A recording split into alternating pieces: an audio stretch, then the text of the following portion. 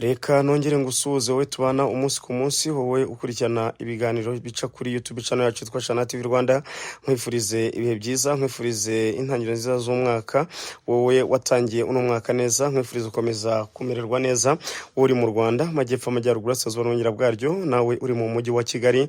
Nkwifurize ibyiza abantu bari muri Leta Zunze za Amerika, bari muri Canada, bari muri Australia, abari muri France, bari muri Amerika, mu state yose agiye atandukanye yaho, namwe mbifurize ibihe byiza, mbifurize kugubwa neza cyane.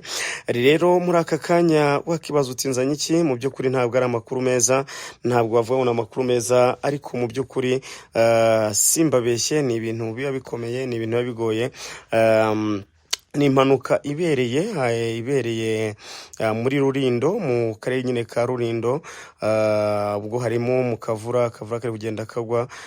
Mu byukuri haje kuba habera impanuka, imodoka ziza kuba zigongana, ndetse ubona yuko nubwo tutaramenya abahasize ubuzima ari bangahe, ariko nkuko uri kugenda ubibona, mu byukuri uyu mwaka benshi bawutangiye nabi, abandi mu gihe abandi bari mu byishimo byuko batangiye umwaka neza, ariko abandi bawutangiye nabi. Nkuko uri kugenda ubibona kuri ayo mashusho, ni impanuka ikomeye cyane, imodoka zangiritse, imodoka zagiye zirangirika ku buryo bugaragarira umuntu wese, ubona yuko nyine ari ibintu ubona ko bigaragara pepe.